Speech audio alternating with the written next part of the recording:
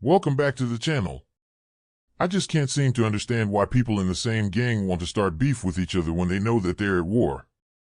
The last thing I'd want for my conscience is having to worry about one of my friends betraying me for some clout on the internet. But at the end of the day, what really matters is that they don't end up killing each other over senseless beef. For this video, I'll be touching on the beef that La Cracka has been having with John Wall. John Wall just exposed La Cracka for possibly being a snitch. And to add on to that, I'll say a few things about people online saying Kshordy snitched in an interrogation video, La Cracka dropping his song Slime with just 2 way, and Cojak coming back home recently since he got locked up in 2022. Without wasting any time, let's get right into the video. Let me start with Cojak coming back home. Cojak had been arrested since 2022 for a gun charge. Since then, Cojak lost a lot of his homeboys, and to top it all off, he recently just lost his cousin Fulio. If you've been keeping up with the rap scene in Jacksonville, then you'd know that Cojak is one of Fulio's closest people.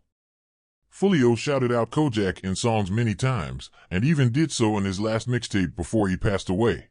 Shit, deeper than rap, crying till the blood. Man, Cojak, that my cousin, got it from the mud. Interrogation, keep it solid, I won't bend the budge. Knew I dropped shit so crazy, cause I thank the Lord. Nigga, hey, yeah.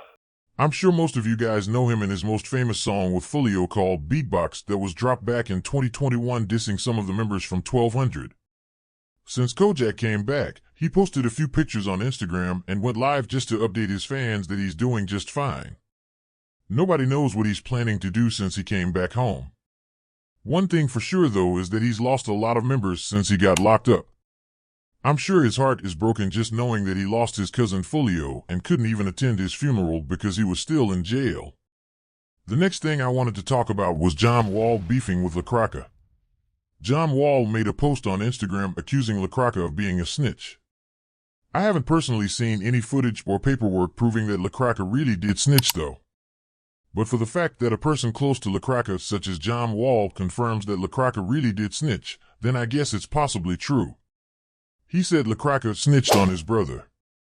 I don't know who that brother is, but it's possibly Shorty. You guys can let me know who you think it is in the comments section. He also said that he still let La Cracka hang around him even though he snitched, and because of that he should stop rapping because he's lying in his songs about being a gangster. To get back at him, La Cracka also went to Instagram and posted John Wall looking like he's off a pill just to embarrass him. In the post, he basically said that John Wall called him a rat because he doesn't want to hang around him anymore, and that he's doing all this talking on the internet because he's broke. To respond to La Cracka saying all that, John Wall threatened him by saying that he wants to pull up on him where he stays at with his girlfriend, and that La Cracka has been begging his girlfriend for money so he can buy perks. John Wall has been causing a lot of havoc since he came back from prison this year. Just the other day he was beefing with his ex Taria for exposing him for not warning Fulio that something bad was about to happen to him. And now he's beefing with La Cracka by calling him a rat. Maybe he really is doing all this just to get some clout on the internet, but I say he's been keeping it real and exposing a lot of people on his side for who they really are outside the music. This leads me to the song La Cracka just dropped with just 2 way. He dropped the visuals to his song Slime recently. When you listen to his verse, he starts off by saying that he's not a rat at all, but he's a snake, and that he's the one who's running Jacksonville right now.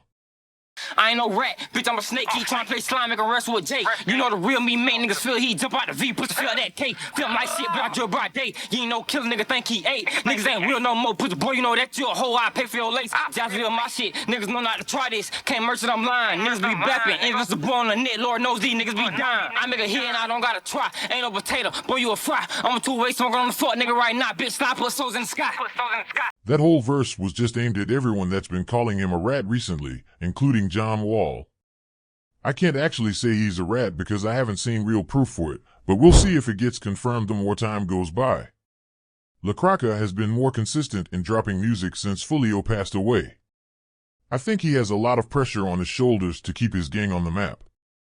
Another thing I've seen people talk about on the internet recently is people saying Kshordy is a snitch. There's an interrogation clip that resurfaced a while ago where an interrogator was asking him about the car that was used when he allegedly used it to take out 187 No Face. It's funny how I didn't notice this when the interrogation first came out, but it does kind of sound like Shorty was really snitching. Let me play you guys that clip. Yes. I'm not gonna tell you lies. Whose car was it that you were pulled over in? Somebody's lady I know. Okay, and her name is? Donetta. Donetta? Mm-hmm. Donetta what? Yeah. D-O-N-E-T-T-A.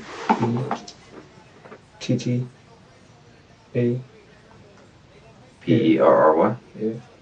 What's her date of birth, you know? Mm-hmm. But that's her car? Mm-hmm. What's your relation to her? I was a friend of her son. You were a friend of her son? Yeah. Who's her son? He's in jail. What's his name? Rod. Rod? Rod what? Sykes. Is Rod his name, or is Rod short for like Roderick or something? Rod? Right. Now, if you ask me, it definitely sounds like Shorty dry snitched at best. He actually gave out two names, being Tufo and his mom. The only thing he didn't do was give details about the crime that he's accused of. Name dropping on its own qualifies as snitching to me. The information he provided will definitely be used on his trial in November. It's possible that he lied about who the car really belongs to in order to throw the interrogator off, but we'll see what the prosecutors find out about the information that he gave them at trial. All Shorty had to do was just ask for a lawyer before having a conversation with the investigator. But because he didn't, the information he provided could lead to him not being able to beat his case. That's pretty much all I wanted to say about Kshordy and La Cracka being exposed as snitches recently. Both of them have made a lot of songs rapping about the gang lifestyle, but it looks like they both get to talking when the pressure gets applied to them for the crimes that they rap about.